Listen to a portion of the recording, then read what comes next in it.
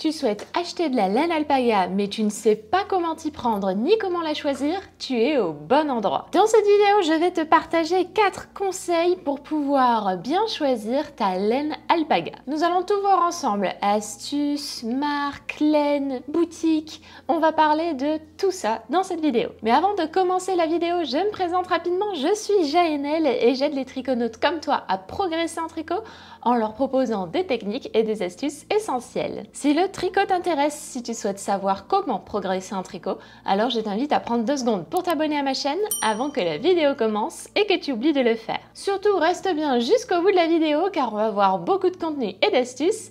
C'est important que tu aies tout en tête afin de savoir quelle laine alpaga choisir. Allez, c'est parti pour la première astuce.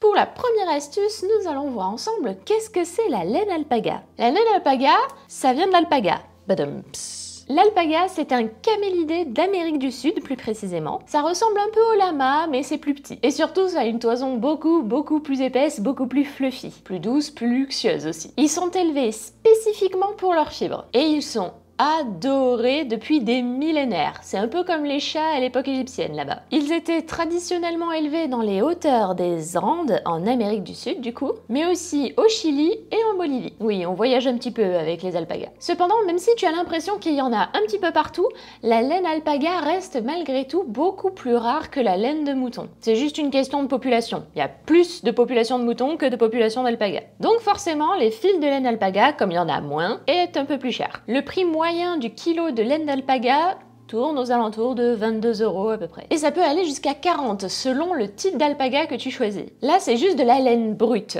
Une fois qu'elle est filée, déjà on perd 30% de la matière et en plus, on passe à 160 € le kilo. Le kilo, hein, pas la pelote, hein, ça faut juste... on remet les choses au bon endroit quand même. Pour la deuxième astuce, il faut que tu saches quelle fibre d'alpaga très précisément tu achètes. Et oui, il existe plusieurs types d'alpaga. Généralement, quand on parle d'alpaga, on voit ça. Un alpaga hyper classique, et pourtant, il faut savoir qu'il existe 2 races différentes. Les Huacaya et les Suri. Lui, c'est un Huacaya. Et je vais te présenter le Suri, c'est lui. Comme tu le vois, il se ressemble pas tellement.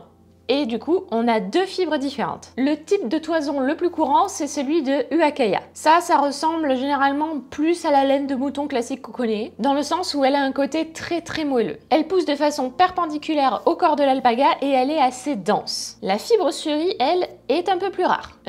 Beaucoup plus rare. C'est aussi pour cela qu'elle est plus chère. Il faut savoir que parmi les alpagas, ça correspond à moins de 10% de la population d'alpagas sud-américaine. Contrairement à la fibre Huacaya, la fibre Suri pousse parallèlement au corps de l'alpaga. Et elle pousse un peu en serrure, ça ressemble presque à des dreadlocks. La fibre Suri a tendance à réfléchir beaucoup plus la lumière que la fibre Huacaya. Vraiment, elle a un lustre incroyable. Et c'est pour cela qu'on dit qu'elle ressemble à de la soie d'ailleurs. Si tu es arrivé jusqu'ici dans la vidéo, c'est très bien, mais surtout reste bien jusqu'au bout car j'ai gardé mes meilleures astuces pour la fin. Donc écoute bien toute la vidéo et n'hésite pas à revenir en arrière s'il y a quelque chose que tu n'as pas compris. Allez, c'est parti pour la troisième astuce. À présent, je vais donc te présenter les fils à tricoter d'alpaga que je préfère. Pour commencer, on va commencer par la plus accessible. Pour moi, la plus accessible, c'est l'alpaca de chez Drops. La Drops Alpaca, c'est un fil qui est très joli, filé 100% en alpaga. Donc c'est un fil assez fin. C'est un 3 plis, donc c'est-à-dire qu'il y a 3 brins de fil avec une torsion supplémentaire pour donner une petite résistance, une petite surface de résistance. Elle est disponible dans de très nombreuses couleurs, de la plus éclatante à la plus sobre, unie, naturelle, voire même parfois avec des nuances un petit peu mélangées. Et en fait, c'est ce qu'ils appellent leur effet mix. Donc, c'est la plus accessible, il n'y a rien de particulier à dire dessus, c'est la plus accessible, là, vraiment, c'est celle qui sera la plus accessible par le plus grand nombre de personnes. Ensuite, je vais te parler du meilleur rapport qualité-prix. Pour moi, le meilleur rapport qualité-prix, c'est la laine alpaga des Andes de Plassard. Cette laine alpaga, elle est très connue. C'est la fibre parfaite pour les tricots les plus délicats, les plus cocooning. La fibre est extrêmement douce, très duveteuse. Tu le vois ici, j'essaie de te montrer un petit peu le lustre aussi de la fibre. Elle est très chaude et elle se décline dans une grande gamme de couleurs. C'est vraiment une laine parfaite pour les pulls, châles, accessoires et c'est vraiment une laine tip top. Ensuite, la plus belle, celle-là, c'est si tu as envie de te faire plaisir, c'est celle-ci, c'est la laine royale. Alors, la laine royale, c'est d'Illimani Yarn. Elle est composée à 100% d'alpaga royal.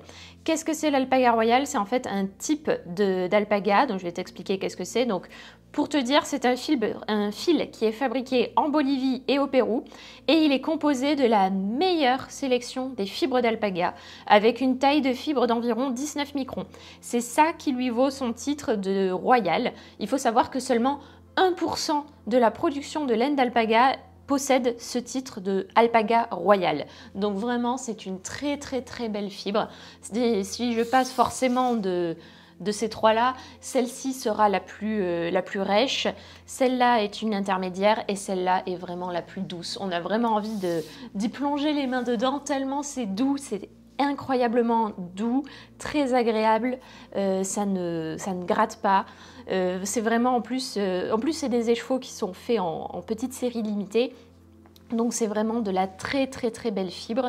Si tu as l'occasion d'en avoir, je te la recommande parce que vraiment c'est une très belle fibre. Je le précise, tu trouveras les liens pour acheter ces laines dans le commentaire épinglé. Ce n'est sponsorisé par aucune marque. Je te parle de ces marques car ce sont des fibres que j'apprécie et vraiment que j'ai pu tester plusieurs fois. Donc si tu as l'occasion, je te conseille vraiment de les tester et de voir du coup celle que tu préfères. Pour la quatrième astuce, nous allons voir ensemble où acheter de la laine alpaga. Il existe plein de très bonnes boutiques où tu peux acheter de la bonne laine alpaga. Parmi elles, tu peux compter Madeleine, Laine et Tricot. J'aime bien recommander également la boutique de Lily Neige à qui on fait des bisous s'ils nous regardent. Eux, ils élèvent des alpagas en liberté et après ils filent eux-mêmes leurs propres fils. C'est vraiment une micro-filature. On peut voir très régulièrement les alpagas sur leur Instagram et je trouve ça vraiment chouette de voir comment ils élèvent justement les alpagas. Tu trouveras tous les liens de ces boutiques en commentaire épinglé et bien sûr comme d'habitude,